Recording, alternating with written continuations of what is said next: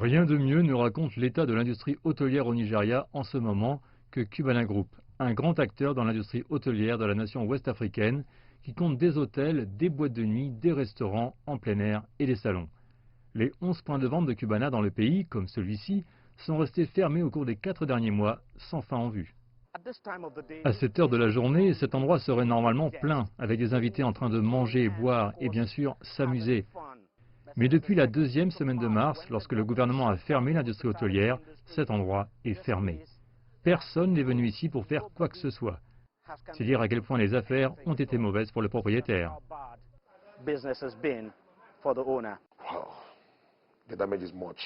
Les dégâts sont considérables. Ça prendra beaucoup de temps, des années si vous me demandez. Mais croyez-moi, beaucoup d'entreprises dans mon industrie, beaucoup de gens ne s'en sortiront pas. Cela nous a donc affectés négativement. Ça nous a gravement affectés, sous bien plus d'aspects que vous ne le pensez. Avec tous ces points de vente fermés, presque tout le personnel d'Iyekbu reste à la maison, soit plus de 1000 personnes.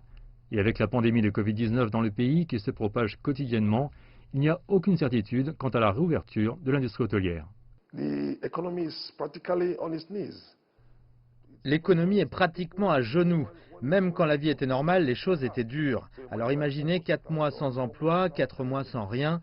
Donc à mon avis, je pense que nous devrions examiner la façon de gérer ces entreprises tout en bénéficiant de soins parce que la vie humaine compte tellement.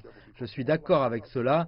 Donc même s'ils se montrent clairs en nous fermant, je crois qu'ils devraient nous trouver un moyen d'ouvrir des commerces. L'industrie nigériane de l'hôtellerie et du tourisme emploie des millions de personnes. L'association d'accueil et de tourisme du pays estime qu'elle représente environ 2,5 millions de personnes. Presque toutes sont maintenant redondantes. Au moment où les entreprises reviendront, certaines de ces personnes ne reviendront pas au travail parce qu'il n'y a pas de revenus. Vous ne pouvez même pas leur payer le salaire, alors comment allez-vous les soutenir? Donc plus de la moitié d'entre eux vont complètement perdre leur emploi. Et le chiffre pourrait encore augmenter parce que nous ne savons même pas quand le Covid-19 va se terminer. Nous n'avons mis personne à pied. On ne fera pas ça, ce serait inhumain pour nous de faire ça.